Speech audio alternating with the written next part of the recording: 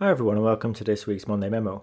Now, there's a lot of uncertainty out there at the moment, around what the future holds for various businesses, industries, jobs, and it's leading to what you could describe maybe as some seemingly strange decisions. And as accountants and finance professionals, we've not been immune from some of these decisions. I've heard stories of one company out of Asia getting rid of 80% of their finance team, despite the need to ensure that they need to be making measured financial decisions so that they can emerge more resilient from this global crisis.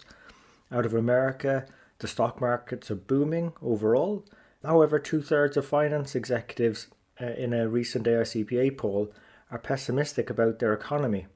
And another story closer to home was where large multinationals let go of a talented finance professional who's delivered millions in measurable bottom line value to their business because the line management needed to right size the number of people at his level just to fit a normal distribution curve. So it's actually quite frustrating to hear of these stories around efficiency or uncertainty being more prized or put over the importance of doing things right, effectiveness. And it's impacting many other finance professionals who are providing value out there at the moment. And as accountants and finance professionals, we're trained to help businesses and decision makers navigate through this uncertainty.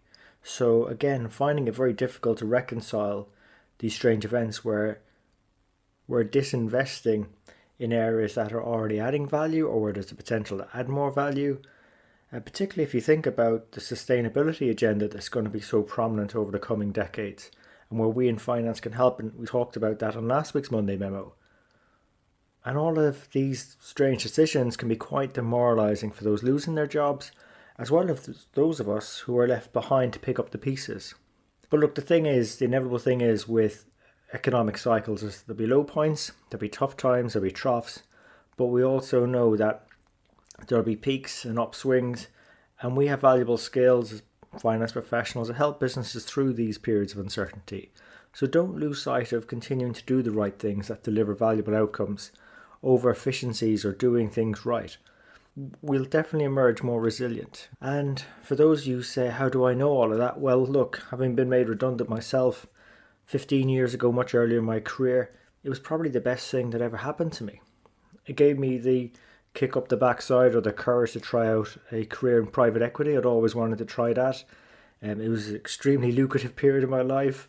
It also allowed me to see the importance of being there for my kids when they were growing up and seeing them grow up, and how you could also get away with living on a small rock in the Atlantic Ocean and still work in large economic centres like London, Frankfurt, Paris, and even the east coast of the States.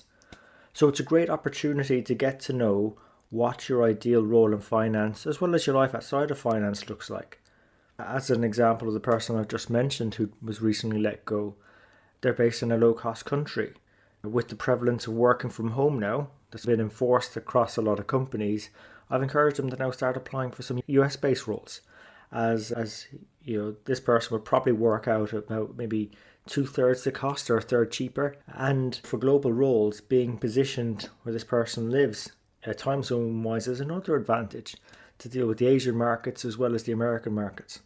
And a big agenda, it's a positive thing to see being driven in our profession is also the inclusivity and diversity perspectives, bringing those to decision making, particularly if you have a track record of delivering value. So these things are much more workable nowadays. And also another thing is that this is also a great time to re-engage and get back into leverage with our networks, or even build new ones.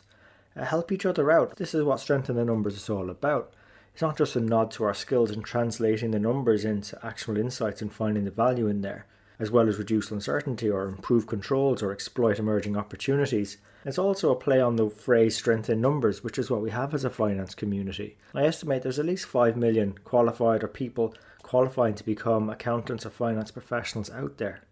So again, if you look at the example a bit closer to home, you can help others by leveraging your own network. You might know someone who's a hiring manager or an executive that's hiring, and can introduce you to them because it's easier to ask for help on behalf of another person than ourselves. So try it out. It's a great way to give back to our finance community. And anyways, what have we all got to lose by being positive and believing in ourselves a bit more, despite the uncertainty?